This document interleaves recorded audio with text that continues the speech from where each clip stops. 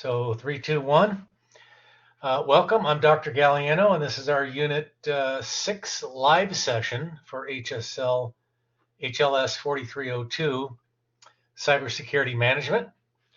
I'm going to go ahead and share my slides so that you have those to refer to.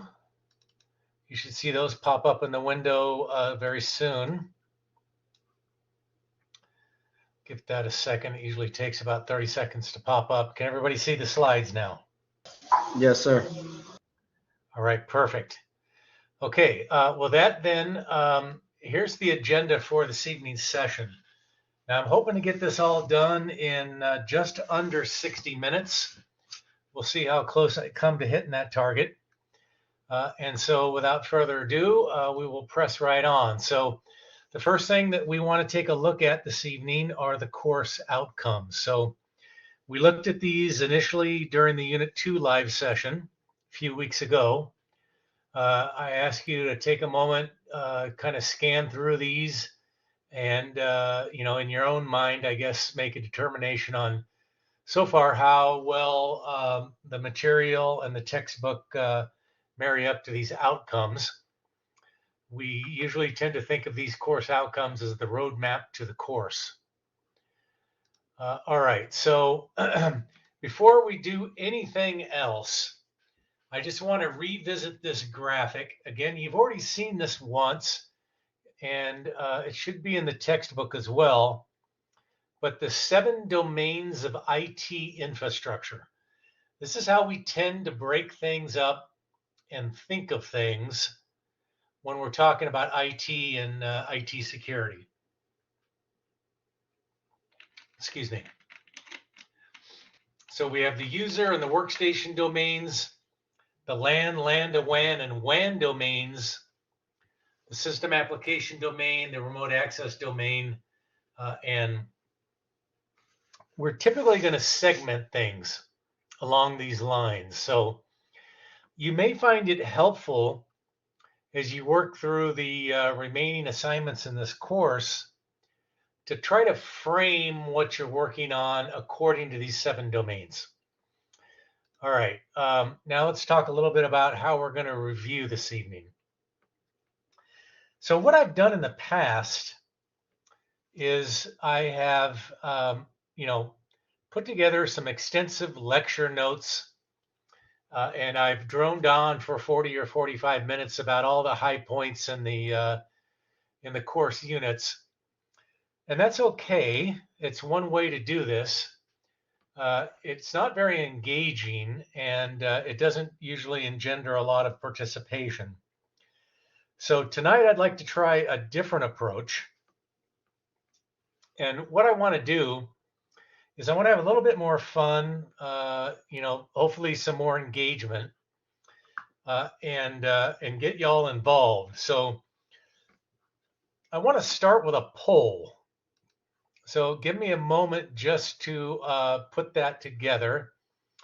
I've just got to copy and paste the questions into the poll and the responses. So if you give me 30, 40 seconds to do that, I'll have that up on the screen for you in a jiffy. I think you're going to like this review session tonight.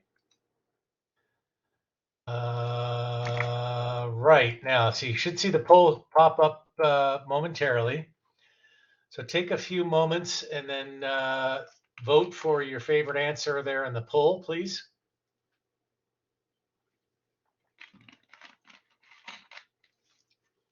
Okay, good. Looks like we got about half of you in there already.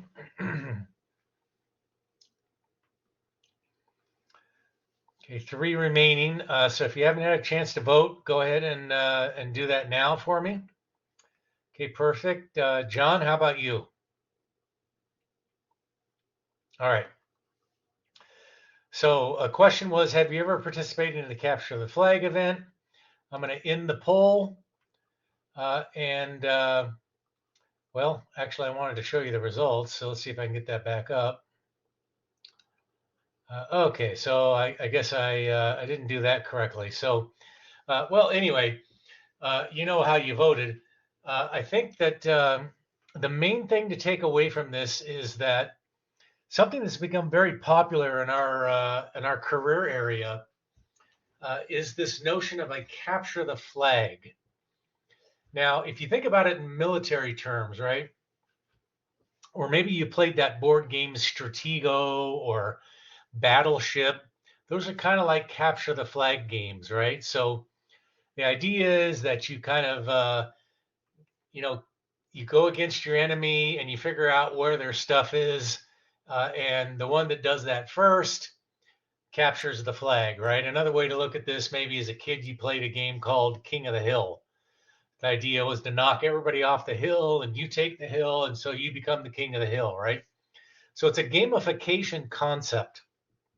Now, there are different types. There are the force on force type where you're actually going for the flag, you're going to recover the flag. There's Jeopardy style where you'll have a board and a series of categories and questions. As you go down the list, the questions get progressively harder and worth more points. There can be, other kinds of challenges and competitions where you work your way through a scenario. There can even be, what we call the break into the box kind of CTFs, where basically you're dropped into an environment. You have to figure out what's going on. You have to figure out what's important in that environment. You break into the machines and you recover a flag.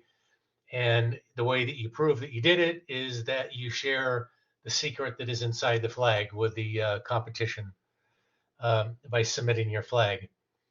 So that's what CTFs are about.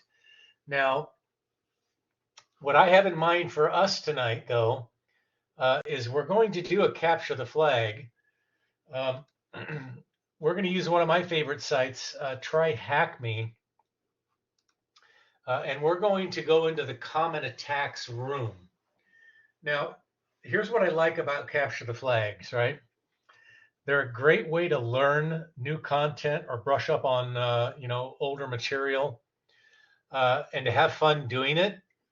Almost to the point where if it's a well put together CTF or challenge site, you're learning and you're not even really, you're having such a good time that you don't even realize that you're taking in all this new material. It just is a very, very easy and straightforward way to do something and liven it up. So I'm going to go ahead and stop the share on the slideshow then. So give me a second to do that. And then I'm going to share a new tab with you in my browser. And you should see my Try Hack Me site room pop up. Can everybody see that? Yes. Somebody get it? Okay, perfect. All right, so Try Hack Me is a challenge website. What they do is they put together these capture the flag challenges, and they post them on their website. And anybody who's a member of the site can join these challenges and try to solve them. The thing that's neat about Try Hack Me is you get some persistence, right? So your progress over time is tracked, your skill level is tracked. If you're hacking with friends, that information is kept for you. And so the landing page that you get then is your dashboard. So this is actually my dashboard on tryhackme.com. And you've got some menu items across the top. You can see if you have any notifications, how many days you've been active answering questions, how many minutes you've devoted this week, what your ranking is amongst all other competitors on the site, the recent rooms that you've participated in, this really cool skills matrix feature. So I've been a member of this site for a couple of years now. I've done a lot of challenges, and you can see I've got a pretty good representation of my skills. But what I ought to do is work on PrivEsc and Windows exploitation, because I'm a little light in those two areas, right? So it's a kind of a neat visual way of seeing how your skills matrix line up. You get to see over here how many questions you've answered in this past week, what the newest rooms that have been shared on the site are. Again, some information about your level and your ranking, and then any friends that you've been hacking with. So I'm going to go up here and hit on the Learn icon. And that's going to take me to a box where I can search. And I'm just going to pop in common attacks. That room pops right up here, my first hit, and I'm going to enter the room. Now, all of these rooms on Try Hack Me are structured the same way. Basically, what you have is you have a series of tasks. Now, they can be anywhere from 6 to 10. 8 is really common. Generally, the first task and the last task, the introduction and the conclusion, you're not required really to do anything. There's no challenges to solve there. And so the challenges are all in the main area. Notice they've used some color coding to break this down into two basic things, right? Common attacks and staying safe. And then you use this little drop down to enter a task and work on that task. Above the task, you'll see a progress bar, right? So right now we haven't solved anything, so we're at 0%. Also, next to the title of the room, you see how many people before you have completed this challenge. So quite a number there. And so let's go ahead and get started. So I'm going to drop down the introduction. They give us a little bit of reading to do there. So generally inside of each of the tasks is any content that they want to present to you as part of this room, excuse me. Now in each of the challenges, you'll have this answer box or response box, and that will give you some contextual information about the answer that you need to provide. In this case, it's no answer needed. So I'm going to go ahead and click on this big green completed button. And always the feedback you're going to get is whoop, whoop, your answer is correct, if it's correct. Or you're going to get a red box that says, something like try again, or that isn't correct, something along those lines. So are we ready to get started? Yes. Okay, awesome. Thank you, Michael. So what I'm going to ask that you do is you can type your answer in the chat, or you can just, Roger up on your mic and let me know what I should put in the box. So I'm going to collapse task 1 and move on to task 2. And task 2 is about social engineering. So I'll give you a moment to kind of, look over that content. My intent is not to spend a lot of time in each of the tasks, so I'm probably just going to kind of scroll through here. They do provide a case study about Stuxnet. If you've not heard of that before, it's a fascinating tale. In fact, there's a book out there called 0 Day by Kim Zetter.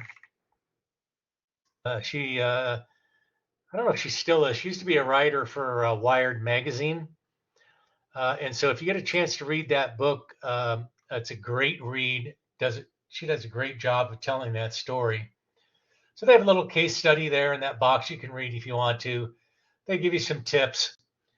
Now, the first challenge is to read the information, watch the videos. So we're just going to say completed there.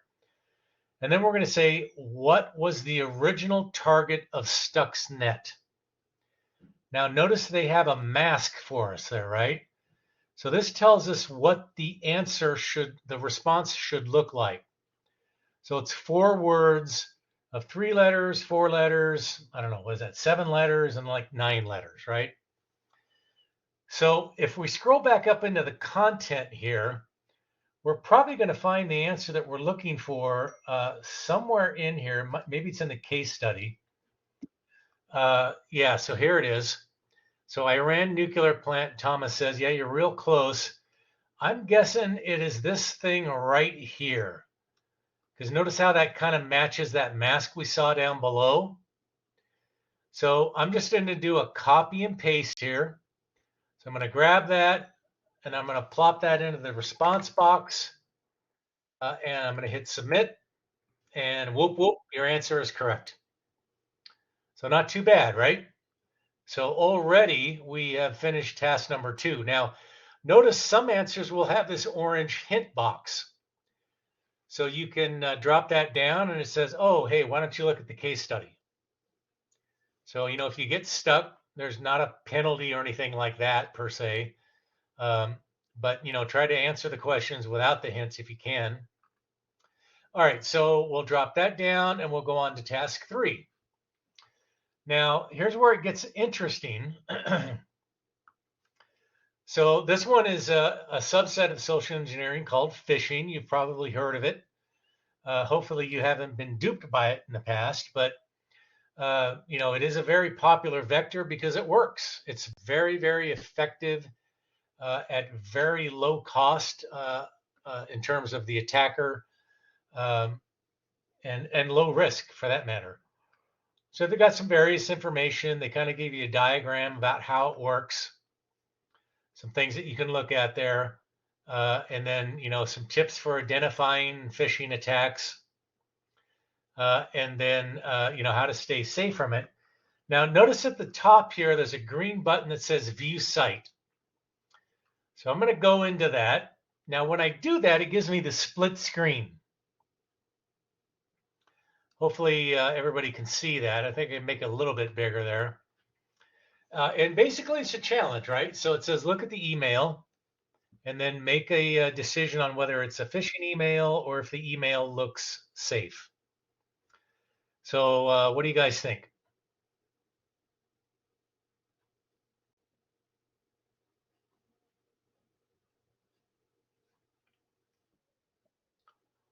Thomas says phishing. Andre says phishing. Aaron says fake. Zephy, thank you, phishing.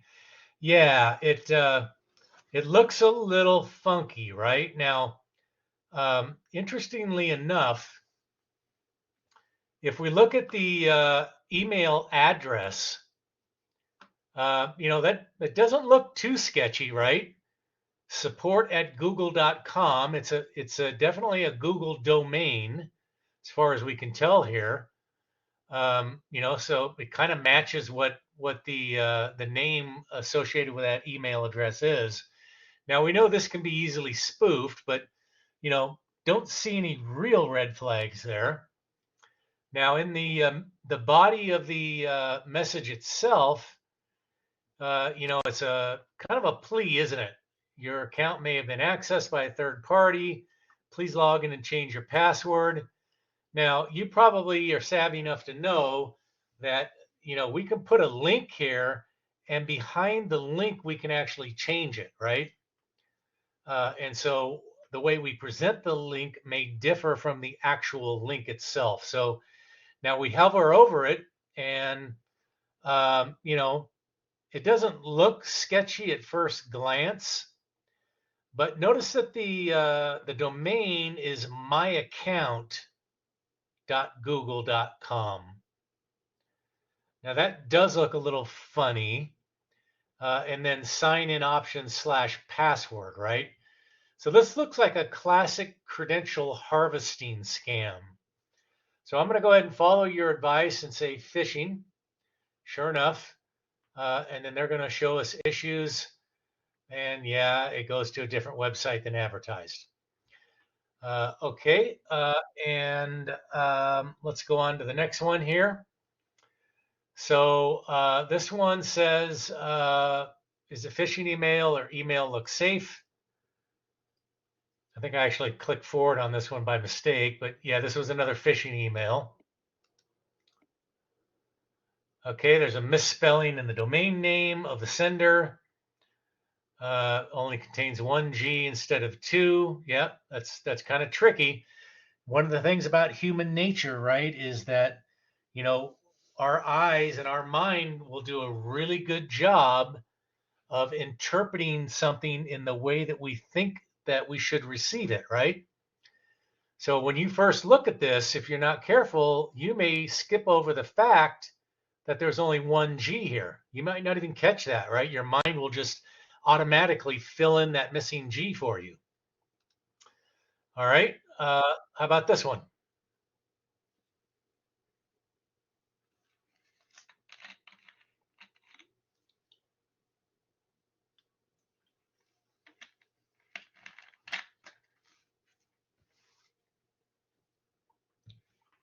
Yeah, Michael, you made a great point there.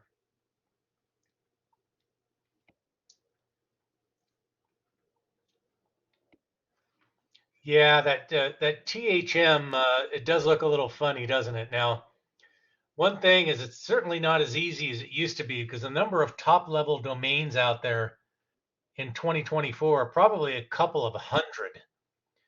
It used to be you had .com, .org, .net, .edu, .gov, and not very many others, right? Of course, one for each of the sovereign nations in the world. But the number of top level domains has just exploded. So, honestly, I don't know if there's a THM domain TLD or not, but most people agree this looks like phishing. And they say, nope, this isn't phishing. Sometimes they have a separate domain name for sending emails, but the links still go back to the official website. I think probably one of the better clues here is that they didn't really ask you to do anything other than, hey, come back to the site and hack some more, right? So, yeah, what about this one here? Yeah, America, I'm guessing the THM is, a good acronym for Try Hack Me.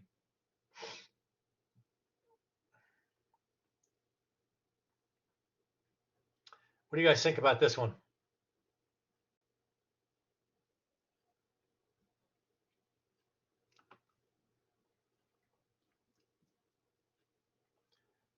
This is probably a phishing email, right? Probably. Now, there's no way we can really tell. And I don't know about you, but I'm not expecting any email from Acme IT support. Wasn't that the company that Wiley E. Coyote worked for?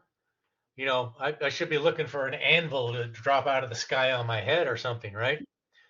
So I am definitely not going to open an attachment from an untrusted, source that is probably weaponized with malware in some way, right?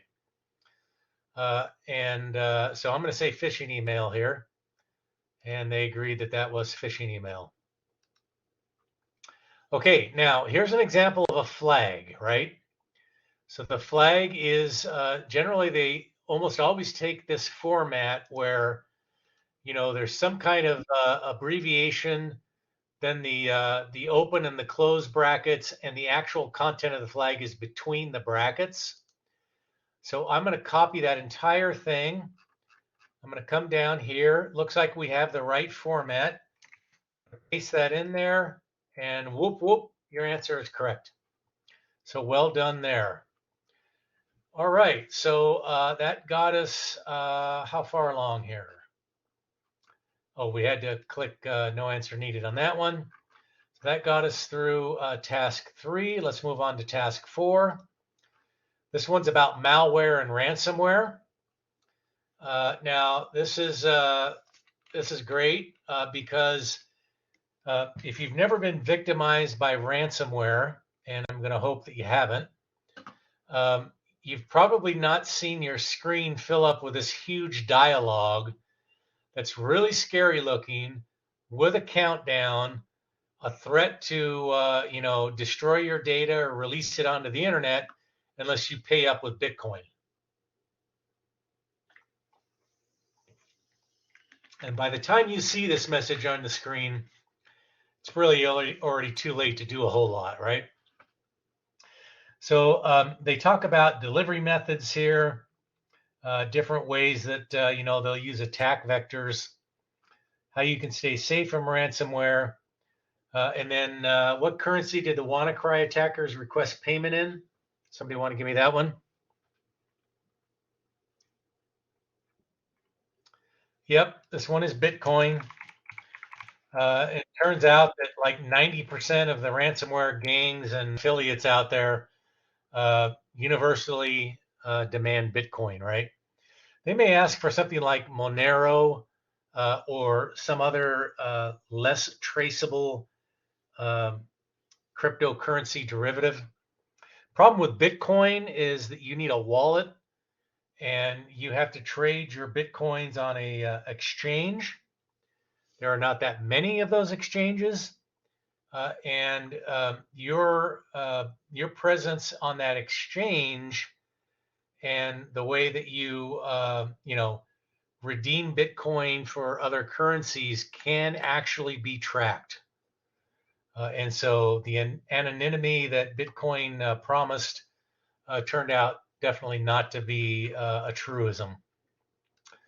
All right, let's move on to task 6 then. I'm sorry, task 5, passwords and authentication. So here again, we get a site that we can look at.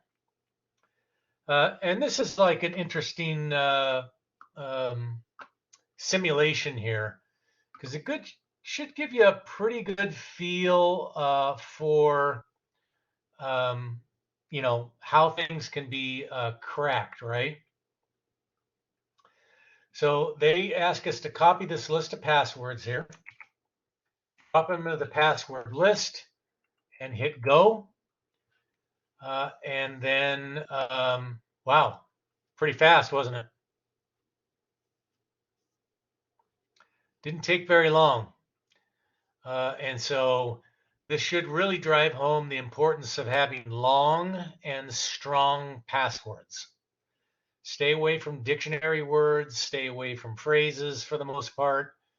Use the whole, characters from the entire character set. And really in 2024, if you're not using a password manager and using a minimum strength of 15 to 18 characters, your passwords are subject to being cracked pretty quickly. Perhaps the greatest offense, though, is if you reuse passwords, because then all an adversary has to do is crack once and then use many, right? So you definitely want to avoid that. So we'll go complete here. We will get the password that it decrypted here. And so let's see here. What are they looking for? They want the password that matched the target hash. And so that should have been the try hack me 123. So I'm going to copy that, paste it in there. Whoop, whoop, you got that correct. And then I'm just going to breeze past this one, keep this moving, and then we'll move on to,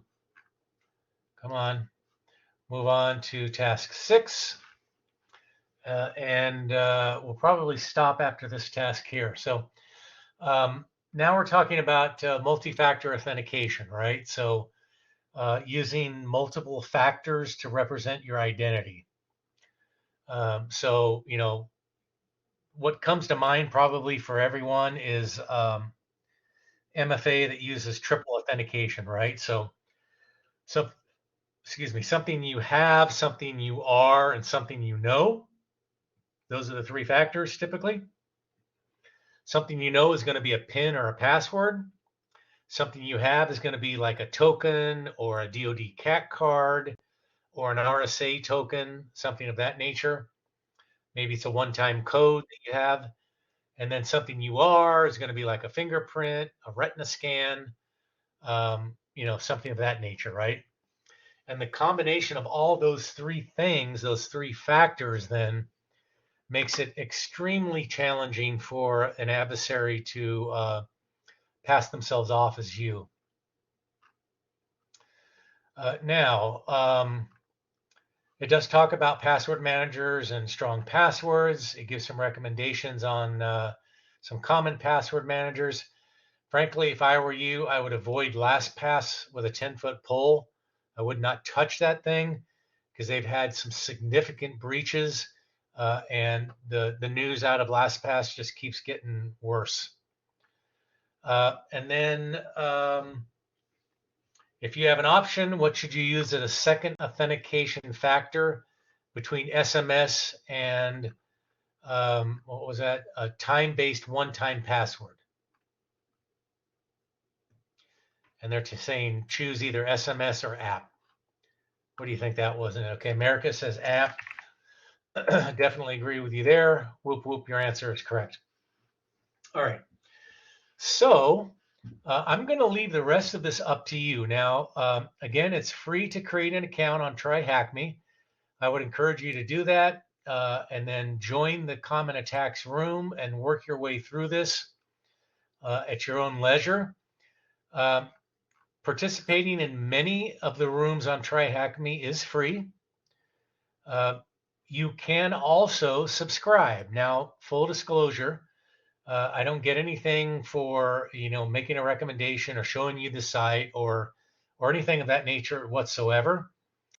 I actually became acquainted with TryHackMe a couple of years ago when I had a need to provide advice to students who were trying to break into cyber.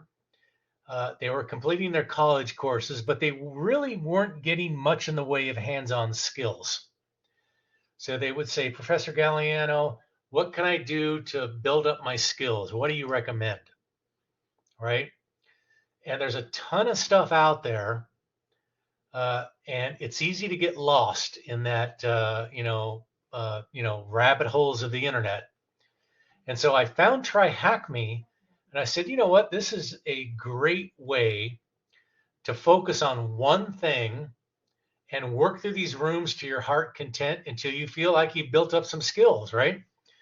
And I got to tell you, over the last few years, I've discovered that this is my go-to source.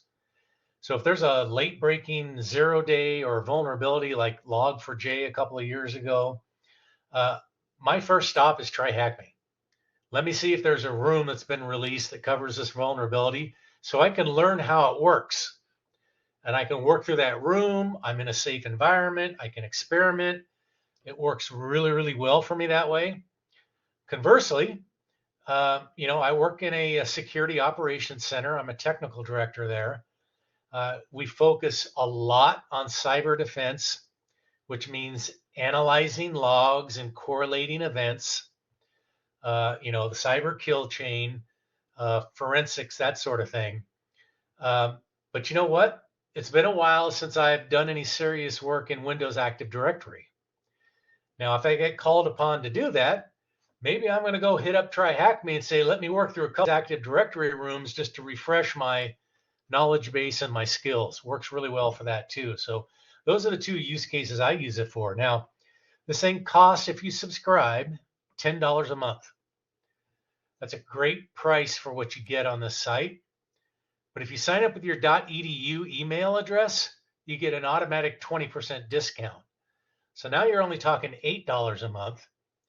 And I also discovered that if you pay in advance for an entire year, I did it actually during Black Friday, and I think I paid for the whole year, and it cost me $56. So, basically I'm getting 5 months free. And I figured, you know what, I can't beat that. That's literally like the price of one latte, right? And so I heartily recommend it. Now, what do you get for the subscription? Well, you get access to the latest rooms as soon as they're released. You get access to everything on the site.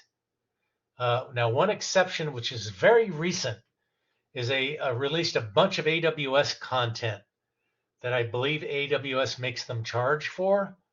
Not really sure about that, but that is not included in the subscription unless you have an enterprise subscription, meaning your organization pays for your account. Otherwise, everything is free. You get all the learning rooms, you get the King of the Hill rooms, you get all of their content. You also get your own dedicated attack box, meaning they provision a Kali Linux box for you to use exclusively. So if you're a free subscriber, meaning you don't pay, sometimes you might have to be in a queue to get access. So you might have to wait up to, 10, 15, 20 minutes to get into the room. But, that's something you can look at and make your own decision about. All right, so at that point, then I am going to switch back to the slideshow. So I'm going to stop the share. I'm going to go back to the slides.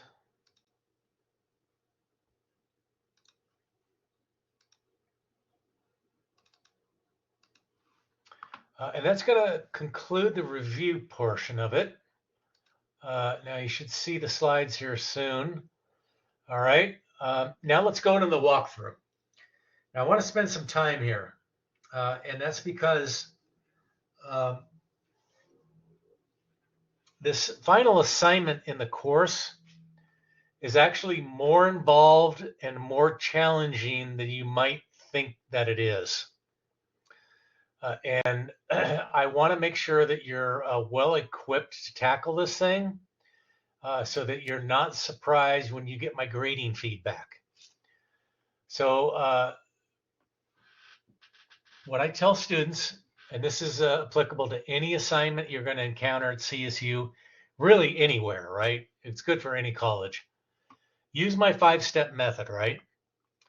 Start by analyzing the requirements. So in this case, the assignment instructions. Understand exactly what is required of you. Build yourself some kind of an outline. Do your research. Iterate, meaning draft and finalize, and then submit, right? And make sure you're submitting in the right format. Following that, understand what the deliverable is. Now, I'm willing to bet that what you're probably used to at Columbia Southern through mental muscle memory are essay papers, right? There seems to be a lot of those at CSU. Now, in the classes I teach in the cyber degree programs, we're much more focused on hands-on deliverables. So you'll do labs, you'll do worksheets, you'll do some essays, right? But we try to, de-emphasize writing for writing's sake. Notice that this is not an essay. It is a research paper. That is a very different animal from an essay. Now we're going to get into that. Then you need to know how your work is going to be evaluated. I'm also going to show you that. Now, I want to give you the 40,000 foot view to begin with. So in a nutshell, here is what this assignment is about. You need to provide an introduction, 4 pages with 3 APA sources. You need to conduct a literature review. Now, give me a show of hands or Roger up or put something in the chat. How many people know what a literature review is? No harm, no foul here, non-attribution. I'm just trying to get an understanding.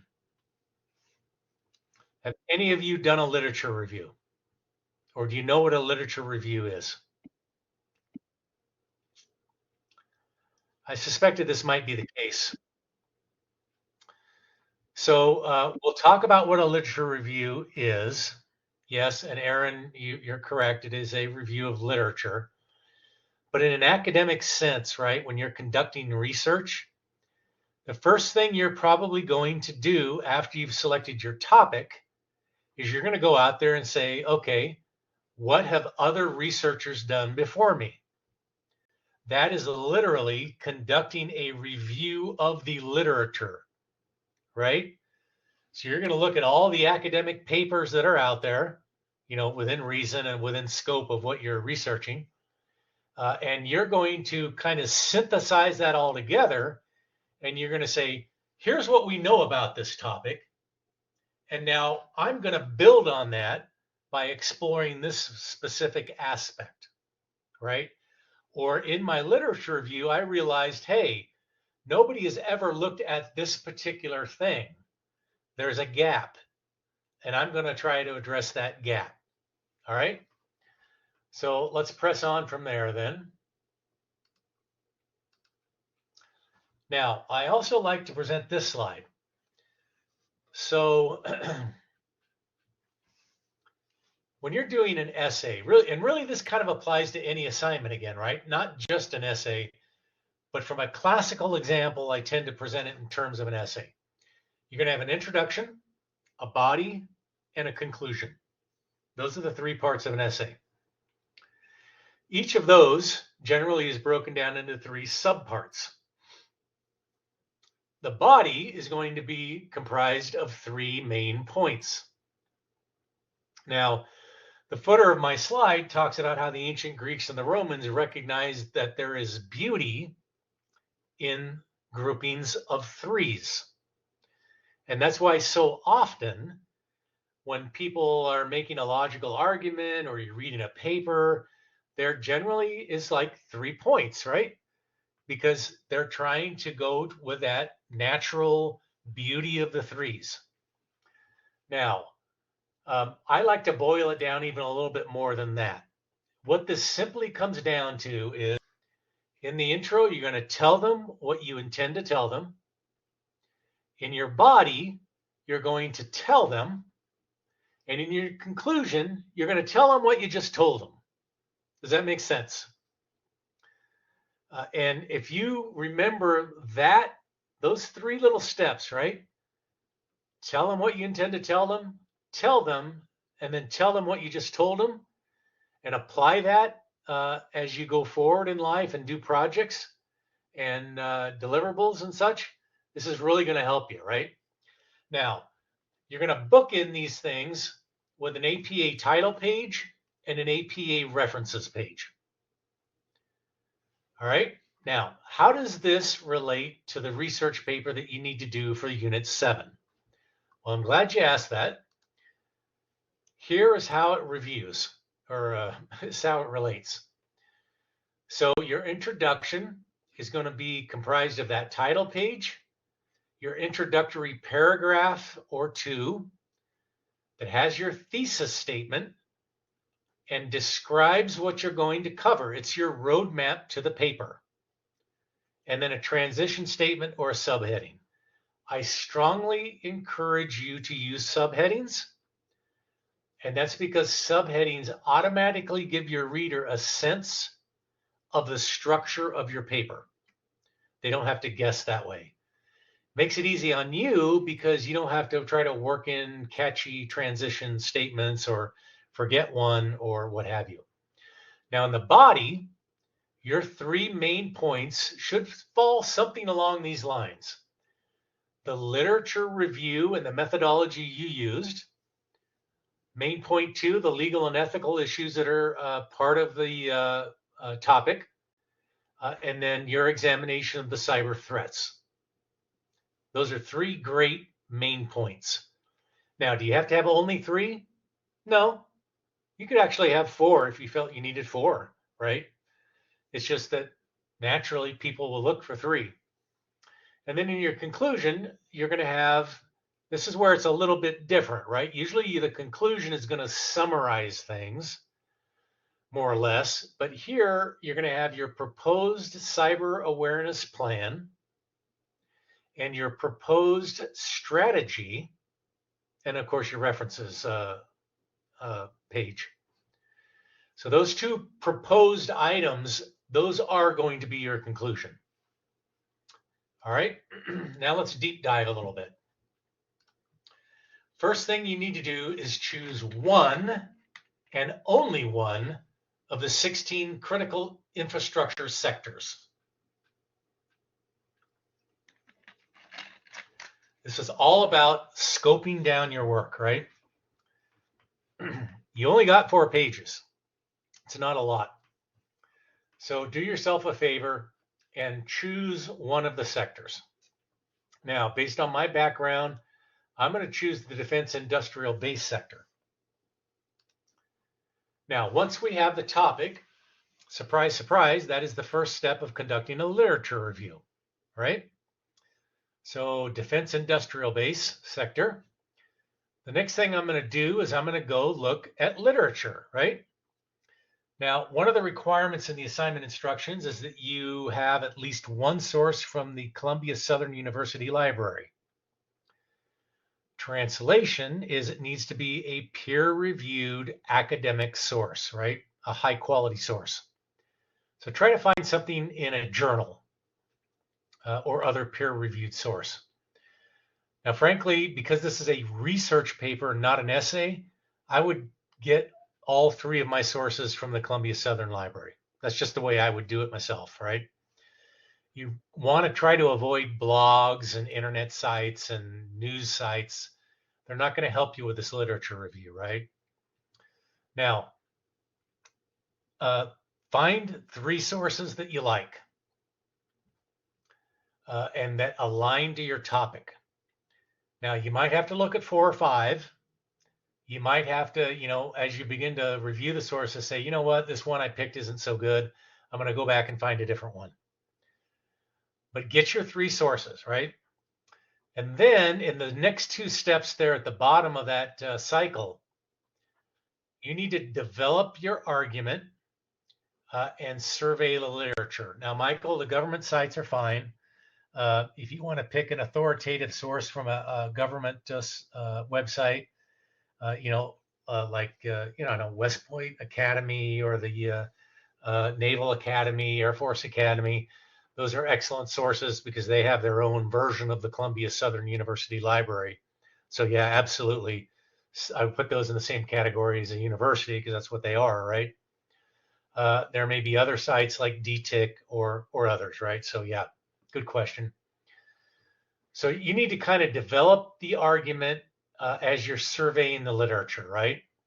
The main takeaway is you want the ideas that emerge from reviewing those 3 sources. Remember, you're reviewing those 3 sources and you're synthesizing the ideas or the main points of those 3 sources together, right? Once you've done that, you can begin to critique the literature that you've selected. And this should be your analysis of that literature, right? If it is lacking in some way, that's okay. That's a gap. You should pick up on that. If it has distinct strengths, they've made a very strong argument, pick up on that. If they have some other points or arguments that are not so strong, in fact, that are weak, not well supported, those are things that you should kind of draw out of that review. And then really what you want to come away with is you want to craft yourself a couple of paragraphs, maybe 4 or 5 tops, that captures your analysis of that literature review. Now you can copy and paste that directly into your research paper, maybe edit it a little bit, what have you. But I think it's a good practice as you're analyzing and reading to copy down notes and kind of begin writing some of your thoughts and seeing how those things kind of fit together. All right. Excuse me. So that's the literature review. Once you've got the literature review out of the way, you can then say, okay, well, let me think now about the legal and ethical issues associated with the defense industrial base sector. Now, some of this may obviously come out of your literature review, right? Your authors of these sources may outline some of these things for you. I just kind of brainstormed and I said, okay, well, what things would I be concerned about from a legal or ethical perspective? Well, probably number 1 is going to be procurement integrity, right? There's a lot of fraud and graft and corruption involved with acquisition because there's money in it. So, ensuring the integrity of the procurement, something I'm going to be concerned about from a legal and ethical perspective. I also have to be concerned about, exporting things overseas. By law, I'm not allowed to export certain technologies and knowledge. There's some environmental issues. A big one these days because of the cloud and data centers all over the world is, where is my data at? I may not want, being defense, I don't really want my data stored in China. I don't want it stored in Eastern Europe. I don't want it sitting in Malaysia. right? There's just places I don't want that data because I don't have positive control over it. So data sovereignty is a big issue. The way that data is collected, especially in my line of work, there are laws that I have to comply with. I just can't go willy-nilly sucking everything up, vacuuming it from the internet, right? I have to be cognizant of the constitutional rights of American citizens and so on and so forth. And then, other surveillance and privacy issues. Those are all great things that fall into this bucket of legal and ethical issues. Now, am I going to talk about all of those in a 4-page paper? Absolutely not. My recommendation is pick the top 3. Leave it at that. Again, it's about scoping down what you need to cover. Then you need to look at the threats for your specific sector. Now, again, I did some brainstorming. One of the top threats in my line of work is espionage and data theft, right? Lots of people would like to get a hold of, U.S. national secrets. They want our technology. They want to know about our force laydown, all those things, right? Supply chain attacks is huge because our supply chains these days are very tenuous, right? They're far reaching. You don't know where the technology may be coming from that makes up an end product. And if you think back to a couple of years ago, the SolarWinds attack was a devastating attack on supply chain. Insider threats, advanced persistent threats, ransomware, all these things you see on the screen. Now, again, I'm not going to cover all these things in a 4-page paper. I'm going to pick the top 3. After that, I need to start thinking about a cyber awareness plan. Again, it needs to be specific to my sector. So I'm probably going to look at some things like this, right?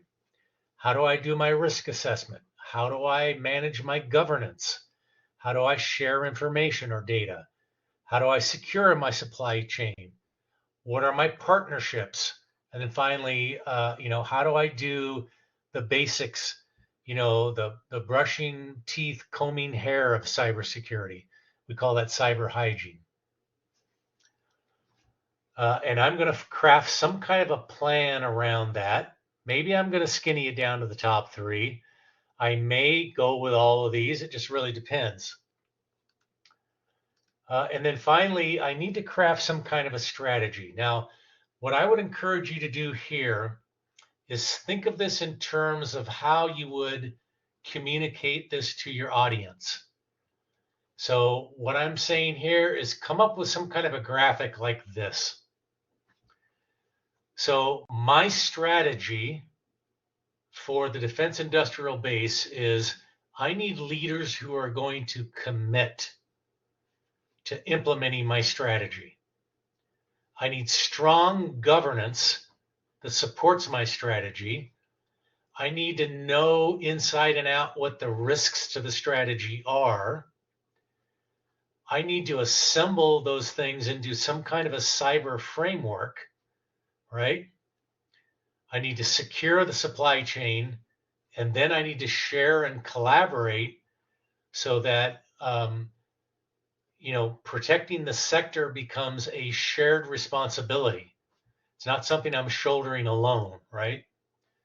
The adversary loves it when we're in silos because then, you don't know what the adversary did to some person down the street 6 months ago. But in a sharing and collaborative environment where cyber threat intelligence is shared freely, you're going to say, you know what? This same actor has been leveraging ransomware attacks on the banking sector, for example. Right? So that's an example. I would kind of put the strategy together in some kind of a graphic like this. It doesn't have to be exactly like this. Could be a cycle, could be, squares on a page, some way to kind of communicate the strategy in a visual way. All right, and that brings us to the conclusion this evening. Now, I want to thank you for your time. We are just a couple of minutes under, so that leaves us enough time for questions. Thank you for joining this evening. I want to thank you for your attention and participation. I know that you may have some questions for me, and so I want to give you the opportunity to ask those at this juncture. What do you got for me? Any questions? Put them in the chat. You can just speak up on your mic. Okay, hearing nothing then, I want to leave you with contact information again. You've already seen this once, but probably the best way to get a hold of me is through the course messaging feature. It's very handy, organized, and we have a message thread there that we can refer to over the length of the course. If you have a personal matter or you just prefer email, by all means, you can email me directly at my columbiasouthern.edu address. I do work in a secure environment, so I don't have access to my phone during the daytime duty hours. So I do maintain this Google Voice number you see on the screen. You can call that at any time, leave a short message with your name and the course number, and if you want to topic, I will get to you as soon as I get back to my vehicle at the end of the day and have access to my phone. And so with that, that's all I have for you this evening. Once again, thank you. I look forward to working with you through the remainder of the course, and have a great rest of your week.